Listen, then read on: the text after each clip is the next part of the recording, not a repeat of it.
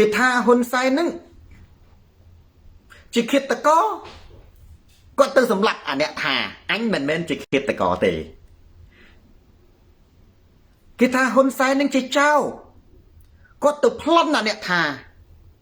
ហើយប្រាប់គេថាអញមិនមែនជាចៅទេណាគេថាហ៊ុនសែននឹងជញ្ជក់ឈាមគាត់ទៅជញ្ជក់ឈាមអាអ្នកថាហើយបង្អួតប្រាប់គេថាអញមិនមែនជាអ្នកជញ្ជក់ឈាមទេបងប្អូនតាមធម្មតាមនុស្សល្អតែងតែប្រព្រឹត្តផ្ទុយពីពាក្យគេថាសំបីតែយើងឡើងតុលាការក៏ដោយពេលដែលគេចោទប្រកាន់យើងណាអាពៅយើងតែងតែស្វែងរកភស្តុតាងបញ្ជាក់ថាយើងគ្មានកំហុសទេមិនចឹងឡើងតុលាការឬក៏ពេលណាដែលគេចោទថាយើងនឹងបានសម្លាប់មនុស្សយើងត្រូវតែបង្ហាញភស្តុតាងថាយើងអត់បានសម្លាប់មនុស្សទេគេព្យាយាមប្រកែកប៉ុន្តែហ៊ុនសែនមានព្យាយាមប្រកែកទេណាគេថាហ៊ុនសែនជាឃាតករគាត់ទៅសម្លាប់អាអ្នកថាគេថាហ៊ុនសែនហត់ឈាមគាត់ថាអញមិនមែនអ្នកហត់ឈាមទេជីមីច័ន្ទសូប៊ុនសូគាត់ទៅហត់ឈាមអាអ្នកថាគេថាហ៊ុនសែនព្រៃផ្សៃគាត់ទៅសម្លាប់អាអ្នកថាហ៊ុនសែនព្រៃផ្សៃគេថាហ៊ុនសែនសម្លាប់មនុស្សរត់មនីហ៊ុនសែនអត់ប្រកែកទេគាត់ដែរប្រកែកទេគាត់ទៅសម្លាប់អាអ្នកថាអញ្ចឹងបានតែខ្ញុំដាក់ចំណងជើងថារតនៈតើហ៊ុនសែនណាបង្អួតភាពព្រៃផ្សៃឬបង្អួតគុណធម៌សំណាងមូលិកាវិនឥឡូវយើងមើលការឃោសនារបស់ហ៊ុនសែននិងពាក្យដែលគេលាបទៅលើហ៊ុនសែនវិញខ្មែរអង្គរការឃោសនារបស់ហ៊ុនសែនប៉ាហេងមានដូចតទៅហ៊ុនសែនវីរៈជនមួយហ៊ុនសែនជាពុកមួយ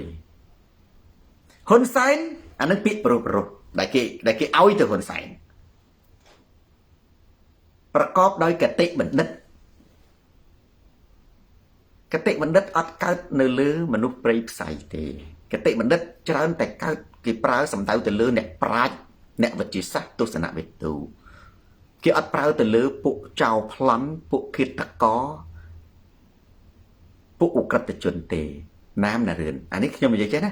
ទូទៅនៅលើពិភពលោកនេះកតិបណ្ឌិតគេមិនដែលប្រើទៅកាន់អ៊ីតាលីទេកតិបណ្ឌិតគេមិនដែលប្រើទៅកាន់ប៉ុលពតទេកតិបណ្ឌិតគេមិនដែលប្រើទៅកាន់មនុស្សព្រៃផ្សៃឡើយរ៉ានីសូមួយអានេះគេថាសូហ្វីយ៉ាសាវហ៊ុនសែនមនុស្សមានគុណធម៌មិនតែប៉ុណ្ណោះហ៊ុនសែនបានសរសេរសៀវភៅនិងផលិតភាពយន្តជាច្រើនដែលអត់មានអ្នកមើលទៅបង្ខំណាទៅទាញក្បាលកូនសិស្សទៅបញ្ជាឲ្យមានមនុស្សទៅមើលរឿងរបស់គាត់តែអត់អ្នកណាមើល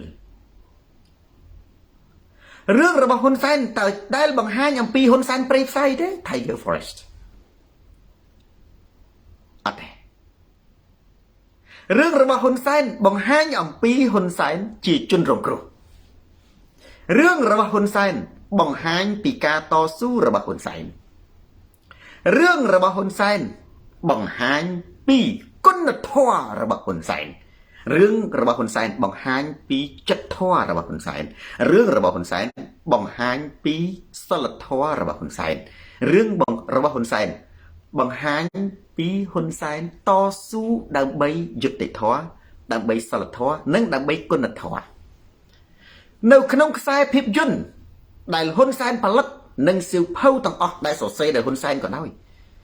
តើគេមានដែលសរសេរថាហ៊ុនសែនជាចៅប្លន់ហ៊ុនសែនចាប់មនុស្សហ៊ុនសែនធ្វើបាបមនុស្សទេអត់ទេមានន័យថា ហ៊ុនសែនក៏ស្រេកឃ្លានអំពើល្អដែរហ៊ុនសែនក៏មិនដែលបង្អួតភាពព្រៃផ្សៃណាស្ដារជីមីងរបស់ខ្លួនដែរប៉ុន្តែឥឡូវបងប្អូនត្រឡប់មកមើលរឿងរបស់ហ៊ុនសែនដែលគេថតនិងហ៊ុនសែនជាក់ស្ដែងបងប្អូនត្រឡប់មកមើលរឿងរបស់ហ៊ុនសែនដែលសរសេរនៅក្នុងសៀវភៅវាមានជាងផ្សារដៃនិងហ៊ុនសែនជាក់ស្ដែងបងប្អូនត្រឡប់ទៅមើលរឿងហ៊ុនសែនដែលគេផ្សាយនៅក្នុងទូរទស្សន៍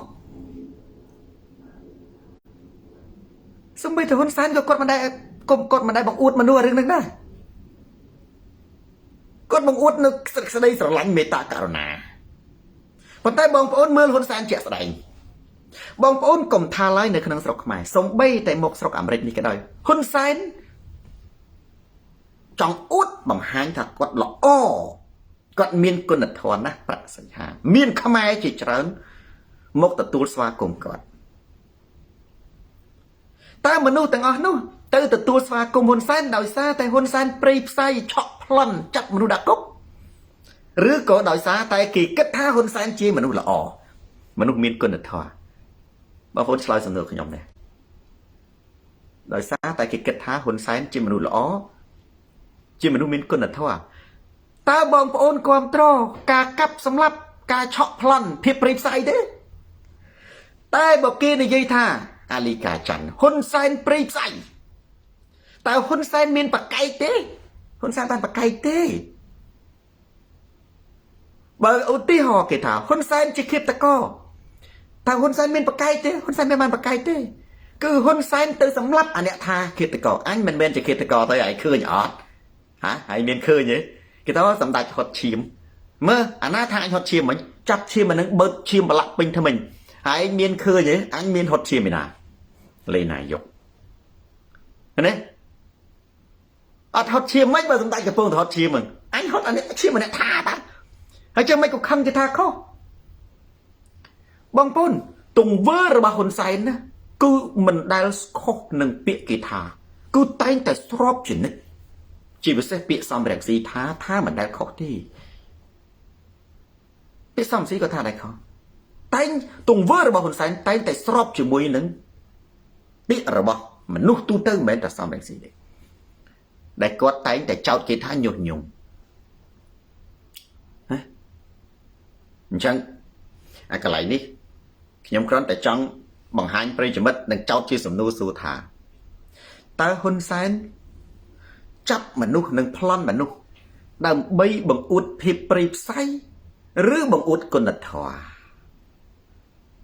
ហ៊ុនសែនណាគេថាសាហាវជាងប៉ុលពតបើបងប្អូនប្រើពាក្យហ្នឹងក៏ទៅចាប់ដែរអាណាថាអញសាហាវមើលអញទៅដុតផ្ទះឯងអាហ្នឹងមិនគាត់យើងមិនថាអូហ៊ុនសែនអត់សាហាវទេមិនចឹងឯងថាហ៊ុនសែនសាហាវប្រយ័ត្នហ៊ុនសែនទៅដុតផ្ទះហ៎អញ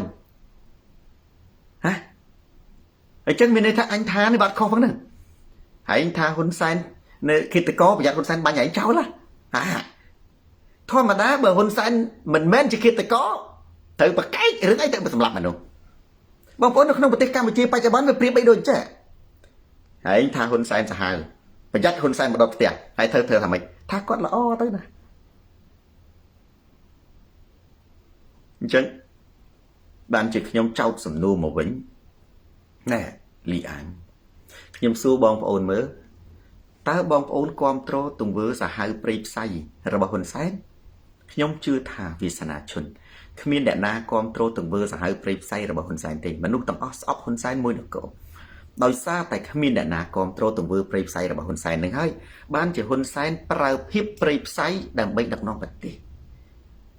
មនុស្សបើកណាប្រើភាពព្រៃផ្សៃដើម្បីដឹកនាំប្រទេសគឺជាមនុស្សដែលក្រការគាំទ្រមនុស្សដែលប្រើភាពព្រៃផ្សៃដើម្បីដឹកនាំប្រទេសគឺជាមនុស្សដែលក្រសេចក្តីស្រឡាញ់មនុស្សដែលប្រើភាពព្រៃផ្សៃដើម្បីដឹកនាំប្រទេសគឺជាមនុស្សដែលក្រភិតយិនណានៅការគាំទ្រសេចក្តីស្រឡាញ់ណាទាំងអស់នឹងឯងសឿនថ្ងៃប្រិយមិត្ត share វីដេអូនេះទៅកាន់ប្រិយមិត្តដទៃទៀតទូរទស្សន៍សូនតារា ស្រាតខោជន់ផ្ដាច់ការរស់សុវណ្ណផ្លាស់ប្ដូរផ្នែកកំណត់អញ្ចឹងហ៊ុនសែនកើតរោគឈួតចាប់ជំងឺឈួតចាប់ឥឡូវបងប្អូនសូនតារានិយាយទៀតមេងថាហ៊ុនសែនកើតរោគឈួតចាប់តិចច្រឡំថាសូនតារាញុះញង់ណាតិចច្រឡំថាសូនតារានិយាយខុសណាតិចច្រឡំថាសូនតារាហ្នឹងបរិហាគេហ៊ុនសែនប៉ុន្តែបើសូនតារានិយាយថារុស្តារាហ៊ុនសែនកើតជំងឺឈួតចាប់ហើយហ៊ុនសែនបានដោះលែងអ្នកទោសទាំងអស់ដើម្បីប្រកែកឲ្យផ្ទុយពីសូនតារាចោតប្រកាន់ដើម្បីធ្វើឲ្យខុសពីពាក្យសូនតារាញុះញង់ខ្ញុំសូនតារាហោះទៅឲ្យហ៊ុនសែនចាប់ទទួលកំហុសឥឡូវហ៊ានធ្វើណាអានឹងវាត្រូវមកណាប៉ុន្តែបើហ៊ុនសែនចោតខ្ញុំប្រកែកភ្លាមដូចហ៊ុនសែនថាសូនតារាថាខ្ញុំនឹងជេរគាត់ខ្ញុំប្រកែកដាច់ណាត់មកខ្ញុំធ្លាប់និយាយហើយពីមុនណាគាត់ថាវាជេរអញថាអញនឹងនិយាយពាក្យអក្សរវាថាអញ្ចេះវាមកជេរអញថាអញពាក្យអក្សរពេជ្រពុនរាជក្រោយពេលសម្ដេចថាអញ្ចឹងសូនតារាចេញការផ្សាយផ្ទាល់ប្រកែកមកបងប្អូនមានតែឃើញខ្ញុំប្រកែកថាសូនតារាដែរជេរនរណាសោះមិនស្មុគរុកទោះជាបងប្អូនណែនាំក៏ដោយសារ៉នថាលោកគូកុំហៅហ៊ុនសែនចេះហៅហ៊ុនសែនចុះខ្ញុំថាហ៊ុនសែនមិនមែនជាមេដឹកនាំគំរូរបស់ខ្ញុំដែលខ្ញុំត្រូវធ្វើតាមគាត់ទេហ៊ុនសែនស្មុគរុកប្រើពាក្យអក្សរអសិលធម៌បើខ្ញុំប្រើពាក្យតាមហ៊ុនសែនមានន័យថាខ្ញុំទទួលរងឥទ្ធិពលពីហ៊ុនសែនហ៊ុនសែនខ្លាំងជាងខ្ញុំហ៊ុនសែនខ្លាំងជាងខ្ញុំតែខ្ញុំខ្លាំងជាងសូនតារាអត់មានទទួលរងឥទ្ធិពលពីហ៊ុនសែនទេហ៊ុនសែនទទួលរងឥទ្ធិពលពីសូនតារាបើខ្ញុំប្រើពាក្យអក្សរអសិលធម៌ជេរប្រមាថដូចហ៊ុនសែនមានន័យថាខ្ញុំជាកូនសិស្សហ៊ុនសែនមានន័យថាខ្ញុំអនុញ្ញាតឲ្យពាក្យសាហាវព្រៃផ្សៃរបស់ហ៊ុនសែនហ្នឹងមកគ្របដណ្ដប់លើគុណធម៌និងសិលធម៌របស់ខ្ញុំបងប្អូនខឹងខ្ញុំខឹងទៅខ្ញុំមិនមែនទៅធ្វើតម្រូវចិត្តអ្នកដែលខឹងហ៊ុនសែនទេណាខ្ញុំធ្វើសង្គ្រោះប្រទេសជាតិចេញពីរបបផ្ដាច់ការបងប្អូនខ្លះខឹងលោកគ្រូណាស់ហេតុអីបានមិនហៅហ៊ុនសែនថាអាអញ្ចេះអញ្ចឹងខ្ញុំជប់គាំទ្រហើយនេះកុំយកហ្នឹងមកគម្រាមខ្ញុំមិនសោះហ៊ុនសែនគម្រាមខ្ញុំមិនបានផងនេះចូលជប់គាំទ្រខ្ញុំមិនដែលតតាំងជាមួយនឹងទេខ្ញុំនៅតែរក្សាសិលធម៌របស់ខ្ញុំដដែលហើយខ្ញុំតែងតែប្រាប់ថាបើអ្នកឯងស្អប់ហ៊ុនសែនកុំទៅទាញខ្ញុំឲ្យដូចហ៊ុនសែនបើអ្នកឯងស្អប់ហ៊ុនសែនប្រើពាក្យអក្សរសិលធម៌សាហាវព្រៃផ្សៃហើយអ្នកឯងចង់ឲ្យខ្ញុំទៅអក្សរអសិលធម៌ទៅព្រៃស្មៃទៅព្រៃផ្សៃស្មើហ៊ុនសែនដែរឈួតទៅអីវិញសូនតារាគឺសូនតារាហ៊ុនសែនគឺហ៊ុនសែនខ្ញុំសម្ដេចអគ្គមហាសេនាបតីតេជោហ៊ុនសែនប្រកបដោយគតិបណ្ឌិតដ៏ឧត្តមថ្លៃថ្លាខ្ពង់ខ្ពស់ដែលជាមនុស្សដ៏ត្រជាក់សម្រាប់កូនចៅទូតចៅលួតចៅលឿននិងជាទេវតាចាប់ជាតិមកប្រធានសកៈទេវរិទ្ធឯកទេវតាគេថាលោកគ្រូកុំថាអញ្ចឹងខ្ញុំថាអញ្ចឹងនេះចុះបើហ៊ុនសែនគ្រូធ្វើថាអញ្ចឹងខ្លួនឯងចេះតែស្អប់នេះភាពព្រៃផ្សៃរបស់ហ៊ុនសែនចេះតែនាំខ្ញុំឲ្យទៅធ្វើរឿងលិមួកព្រៃផ្សៃរបស់ហ៊ុនសែនដែរអញ្ចឹងបានតែខ្ញុំឥឡូវថាអញ្ចឹងហ៊ុនសែនកើតជំងឺឈួតចាប់ខ្ញុំលើកឧទាហរណ៍ខាងដើមមិនមកនឹងថាដាលីអ៊ុយឧទាហរណ៍គេនិយាយថាហ៊ុនសែនជាគិតតកហ៊ុនសែនដកភ្លើងបាញ់អានឹងទុំសម្ដេចមិនបាញ់វាថាអញគិតតកបាញ់នឹងមិនគិតតក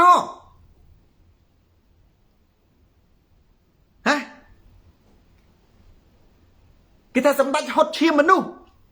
ហ៊ុនសែនឃើញអាណាថាអញមិនហត់ឈាមមនុស្សគ្រូងាប់បាត់ទៅសម្ដេចនិចខំមិនបានទៅហត់ឈាមមនុស្សវាថាអញហត់ឈាមមនុស្សហ្នឹងមិនហត់ឈាមឥឡូវសូនតារាថាហ៊ុនសែនកើតរោគស្គួតចាប់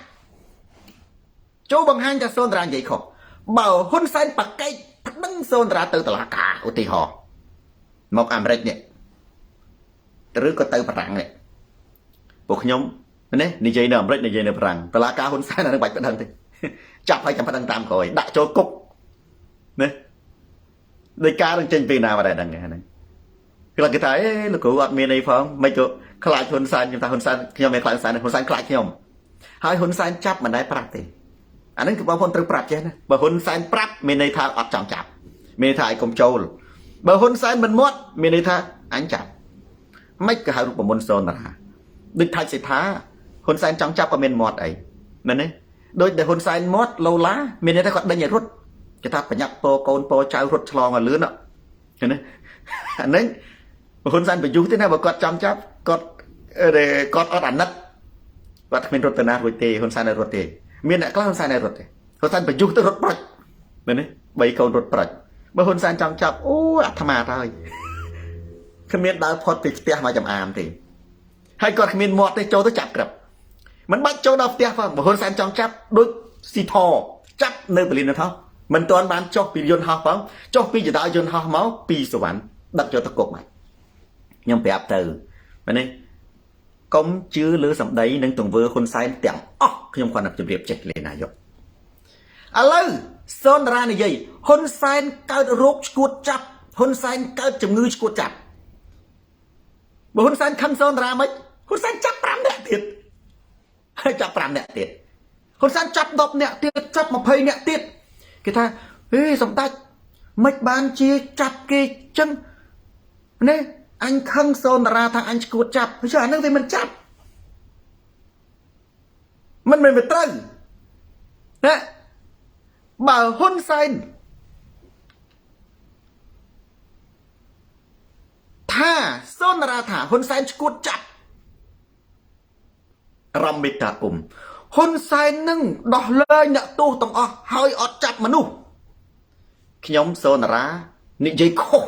ដាងខាវខុសគឺបរិហាគេញុះញង់ថាហ៊ុនសែនបរិហាកិត្តិយសរបស់សម្ដេចអគ្គមហាសេនាបតីជួនសែន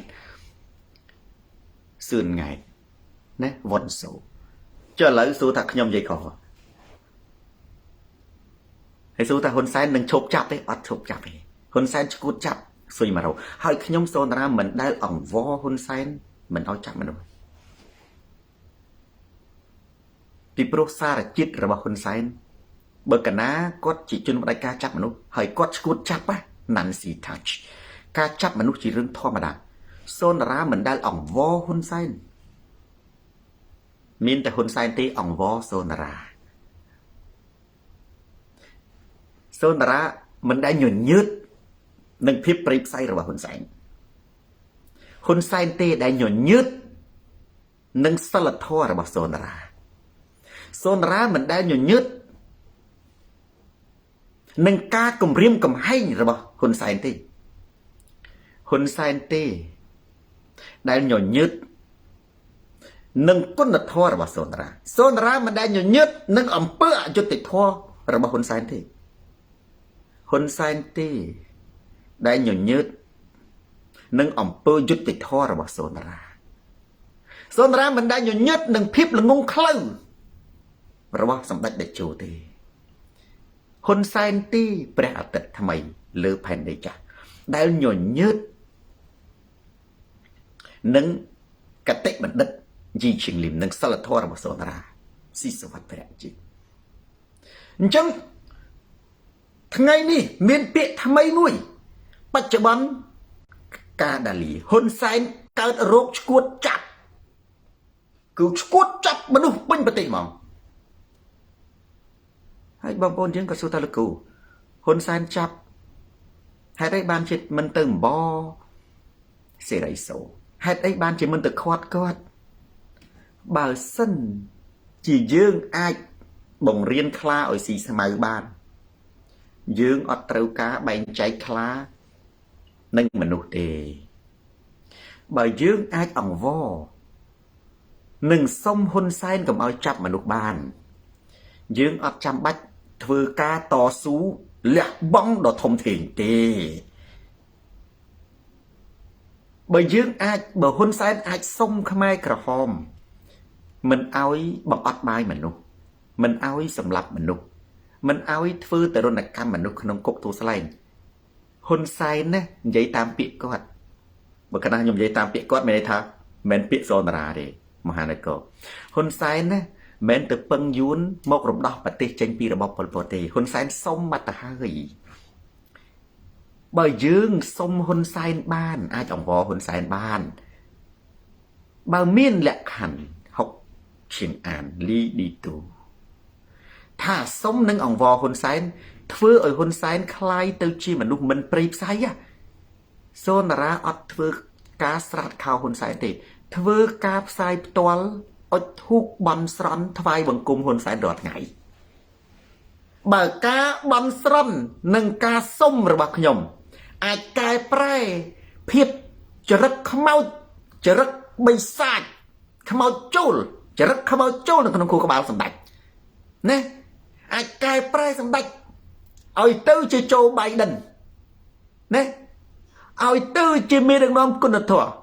ឲ្យទៅជាមេដឹកនាំយុត្តិធម៌ឲ្យទៅជាមេដឹកនាំក្លាហានប្រកួតប្រជែង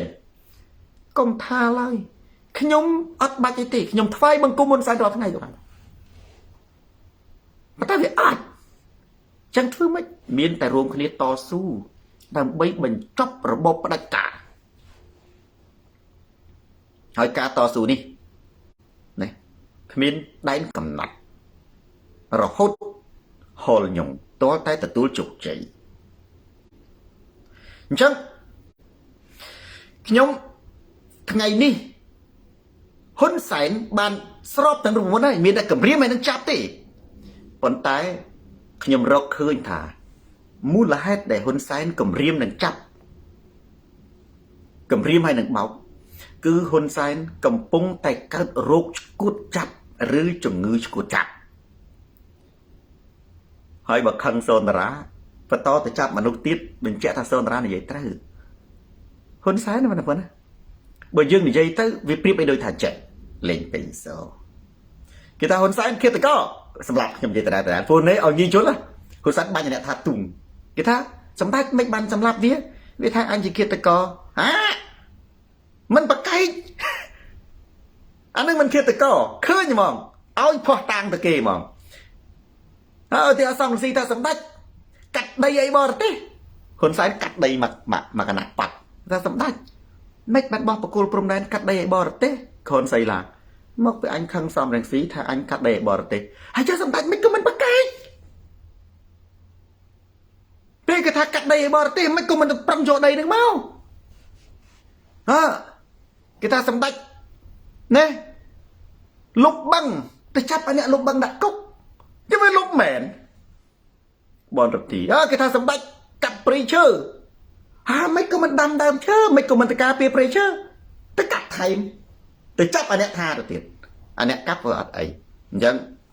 hôn sайн cờ sụt chấp lấy dân tập lập một sầm nụ sù bình thà hay là với hôn sайн chấp thách sĩ thà chấm lói miên tràn chấm lói ti mùi ខ្ញុំមិនបាច់ឆ្លើយក៏បងប្អូនដឹងសំណួរនេះសួរថាវិបន័យធៀបហេតុអ្វីបានជាប៉ុលពតសម្រាប់អ្នកឃ្លានបាយកែវចិន្តាអានឹងចម្លើយនេះអ្នកណាក៏មិនបាច់និយាយដែរដូចតែខ្ញុំសួរថាហេតុអ្វីបានជាខ្លាស៊ីសាច់ហេតុអ្វីបានជាហ៊ុនសែនចាប់ថាច់សេដ្ឋាចម្លើយទី1លេងនាយកហ៊ុនសែនកើតរោគឆ្កួតចាប់ខ្ញុំនិយាយមិញនេះអានេះគឺជាសំណាងណាចម្លើយ logic មួយចម្លើយទី2ហ៊ុនសែនភ័យខ្លាចគណៈបកភ្លើងទៀនហេតុអីបានជាហ៊ុនសែនភ័យខ្លាចបើហ៊ុនសែនជាមនុស្សល្អហេតុអីបានជាសូនតារាមិនដែលភ័យខ្លាចណាអ្នកណារិះគន់អ្នកណាជេរសូនតារាពីព្រោះសូនតារាជាមនុស្សល្អមិនមែនជាមនុស្សអាក្រក់ហេតុអីបានជាហ៊ុនសែនខ្លាចពីព្រោះតែគាត់ប្រព្រឹត្តព្រៃផ្សៃមនុស្សព្រំសុភីពេលណាដែលប្រព្រឹត្តអំពើព្រៃផ្សៃគឺភាពព្រៃផ្សៃសម្បត្តិមីចតែងតែមកលងមនុស្សនោះ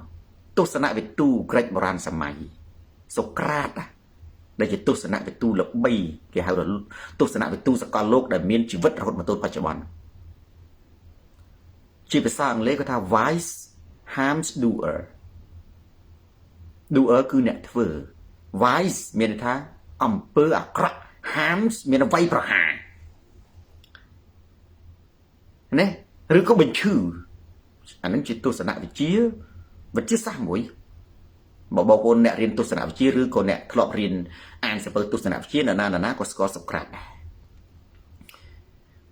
គាត់ថាអំពើព្រៃផ្សៃវាយប្រហារអ្នកធ្វើណាឧទាហរណ៍ហ៊ុនសែនប្រព្រឹត្តអំពើព្រៃផ្សៃអញ្ចឹងអាកម្មរបស់គាត់ដែលប្រព្រឹត្តអំពើព្រៃផ្សៃហ្នឹងណាគឺវាតាមលងគាត់រហូតអ្នកដែលប្រព្រឹត្តអំពើព្រៃផ្សៃគឺទទួលបានលទ្ធផលនៃការភ័យខ្លាចការភ័យខ្លាចគឺជាផលនៃកម្មព្រៃផ្សៃអ្នកដែលប្រព្រឹត្តអំពើល្អគុណធម៌គឺតែងទទួលបាននៅផលរីករាយមោទនភាពអ្នកដែលកសាងនៅផលល្អដើរទៅណាមកណាគេគ្រប់គ្រងមិនមែនគ្រប់គ្រងដោយការរៀបចំទេបងប្អូនឥឡូវផ្ទុះទូទាំងសហរដ្ឋអាមេរិកទីណាដែលមានខ្មែរឃើញសូនារាស្ទុះរត់អោបស្ទើរតែគ្រប់គ្នាទាំងអស់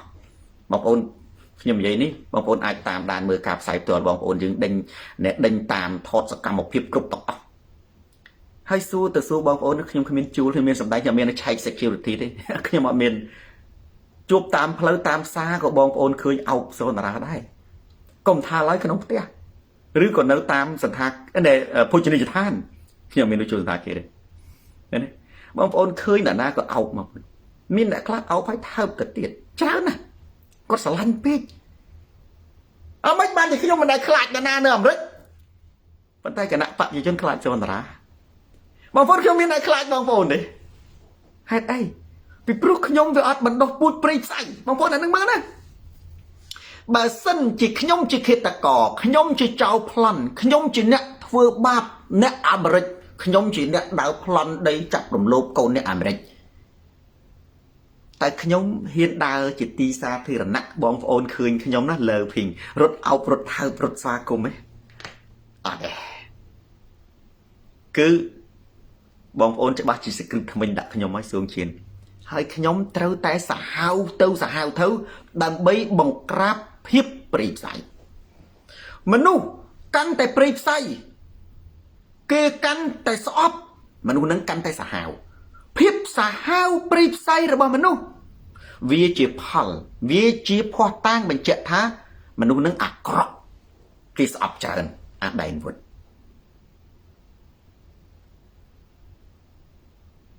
អញ្ចឹងបងប្អូនយើងមើលហ៊ុនសែនកាន់តែសាហាវព្រៃផ្សៃទី2ចម្លើយហ្នឹងមកពីពួកគាត់ខ្លាចគាត់ចាប់ថៃសិដ្ឋាមកគាត់ខ្លាចហេតុអីបានជាហ៊ុនសែនខ្លាចមកពីហ៊ុនសែនគាត់ប្រព្រឹត្តអំពើអាក្រក់និងភាពសាហាវព្រៃផ្សៃរបស់មនុស្សតែងតែលងមនុស្សមិនឲ្យលេចលោកខ្ញុំលើកឧទាហរណ៍វិទ្យាសាស្ត្រមួយទៀតនេះកាបងប្អូនជាលក្ខណៈចិត្តសាស្ត្របើបងប្អូនសម្លាប់មនុស្សម្នាក់តែក្នុងជីវិតបងប្អូនឆ្លងកាត់បទពិសោធន៍2ឧទាហរណ៍ណាជីវិតបងប្អូនឆ្លងកាត់បទពិសោធន៍2ផ្ទុយគ្នាបទពិសោធន៍ទី1បងប្អូនធ្លាប់ជួយមនុស្សនៅតាមផ្លូវដែលដួលសន្លប់ដឹកទៅមន្ទីរពេទ្យហើយមនុស្សនោះក៏រួចជីវិតបងប្អូនកាដាលីធ្លាប់ធ្វើអំណោយឬក៏ជួយមនុស្សទោះចេញមុខក៏ដោយលាក់មុខក៏ដោយទី1ទី2បងប្អូនធ្លាប់សម្លាប់មនុស្សតែគេអត់ដឹងតើអារម្មណ៍ពីរនេះបងប្អូនមានអារម្មណ៍ខុសគ្នាយ៉ាងដូចម្តេចអារម្មណ៍ទី1 ពេលដែលឃើញមនុស្សខ្ចល់កដួលសន្លប់តាមផ្លូវបងប្អូនបានចុះឡានឬក៏ឈប់ម៉ូតូចាប់រឺតសង្កត់ទ្រូងខំកែងជើង3អ្នកនោះដឹកដាក់មន្ទីរពេទ្យនឹងបងប្អូនពេលដែលឃើញមនុស្សបងប្អូនសម្លាប់មនុស្សហើយប្លន់យកទ្រព្យរបស់គេបងប្អូនអាចប្រៀបធៀបអារម្មណ៍ពីរនឹងសាកបងប្អូនដើរបត់ពិសោធន៍ក្នុងជីវិតណាបងប្អូនប្រៀបធៀបអារម្មណ៍ពីរនឹងតើខុសគ្នាយ៉ាងម៉េចអារម្មណ៍ទី1បងប្អូនសប្បាយណាស់បងប្អូនសប្បាយធូរទ្រូងមនុស្សយើងមានពេលខ្លះធ្វើអំពើល្អមួយថ្ងៃជាជំងឺខ្ញុំតិចនិយាយលេងស្រីឡៃស្ទឹងត្រែងបងប្អូនទៅចៃដន្យថ្ងៃហ្នឹងបានធ្វើអំពើល្អបានជួយរឿងអីមួយដូចស្រាលខ្លួនដូចអានោះបុណ្យណាបងណាបុណ្យគឺនៅតែក្នុងតាច័ន្ទវិញតិចខ្ញុំនិយាយលេងណាបងប្អូនមានអារម្មណ៍ថាថ្ងៃនេះបានធ្វើរឿងល្អមួយបងប្អូនសប្បាយទេថ្ងៃហ្នឹងមិនឃើញមិនបងប្អូនបានធ្វើរឿងល្អមួយល្អបន្តិចហ្នឹងក៏ដោយឬក៏រឿងល្អធំដូចជាបេះដូងរបស់យើងនឹងដូចជាដឹងយ៉ាងម៉េចដូចជាថានៅក្នុងគ្រឹះសាសនាគេថាព្រះប្រទានពរដូចទទួលបានពរជ័យពីព្រះបងប្អូនណាដូចទទួលបានពរជ័យពីព្រះគឺធ្វើយើងសប្បាយមកប៉ុន្តែបើបងប្អូនសម្រាប់មនុស្សបងប្អូនបុកទ្រូងរហូតដេកក៏ជាសពឃើញដែរអារម្មណ៍នឹងខុសគ្នាបងណាអារម្មណ៍ខុសគ្នារវាងអារម្មណ៍សប្បាយនិងអារម្មណ៍ភ័យខ្លាចអានេះសូមខ្ញុំលើកឧទាហរណ៍វិទ្យាសាស្ត្រពីព្រោះខ្មែរយើងត្រូវការបញ្យលហើយត្រូវការឲ្យបងប្អូនយកសារសូនរាទៅបញ្យលថែមដើម្បីឆ្លុះបញ្ចាំងព្រោះស្ដាប់សូនរាកើនកតិបណ្ឌិតគ្រីស្ទីណាប៉ុលនិស័យបុនកើនបញ្ញាម៉ែនបញ្ញាបងប្អូនមានធ្លាប់ជួយមនុស្សឲ្យអមួយថ្ងៃវល់ល្ងាចទេសូម្បីតែចោលប្លន់ក៏ដោយបងប្អូនចោលប្លន់ថ្ងៃហ្នឹងវាអត់ប្លន់ទេវាច្រឡំជួយមនុស្សវាច្រឡំជួយយាយចាស់ម្នាក់ឆ្លងផ្លូវអត់រួចចោលទេវាជួយដឹកដៃយាយចាស់មិនបាច់ធ្វើអីទេគ្រាន់តែជួយដឹកដៃដូនជីឬក៏យាយចាស់ដើរឆ្លងផ្លូវឲ្យចោលណាក៏ចេញទៅបាត់មួយថ្ងៃហ្នឹងស្រួលខ្លួនបងប្អូនដូចស្រួលដូចទោះបីជាយើងឈឺបោសក៏ដោយប៉ុន្តែអាចិត្តយើងវាស្រួលហ្មងចិត្តយើងវាស្រួលណាប៉ុន្តែបើបងប្អូនសម្លាប់មនុស្សទោះជាគេមើលមិនឃើញក៏ដោយបងប្អូនគឺបងប្អូនក្តុកក្ដួលអួលណែនដេកឈឺក្បាលដេកបុកពោះថាអានឹងវាតាមឡងយើងជានិច្ចទោះគេមិនឃើញក៏ដោយបើគេឃើញវាគុណនឹងពីរមានន័យថាទី1វាភ័យអានឹងផងទី2វាភ័យខ្លាចគេតាមចាប់ផងអានេះគឺជាវិទ្យាសាស្ត្រដែលខ្ញុំលើកឧទាហរណ៍ពីជីវិតផ្ទាល់របស់បងប្អូនឲ្យបងប្អូនដកពិសោធន៍ដោយខ្លួនឯងលំអងផាកបើបងប្អូនជួបជីវិតនឹងភេងស្រីគង់តែមានបងប្អូនខ្លះក៏អត់ឆ្លងកាត់ជីវិតសម្រាប់គេទេប្រព្រឹត្តអំពើអាក្រក់លួចគេទេឬក៏ធ្វើអ្វីមួយខុសទៅលើគេមានវិបដិសារីឥឡូវខ្ញុំសួរមើលហេតុអ្វីបានជាហ៊ុនសែនខ្លាចបើហ៊ុនសែនប្រព្រឹត្តអំពើល្អសាមូអែលបានតូនីជាងដៃហ៊ុនសែនគួរតែដេកលក់ស្រួល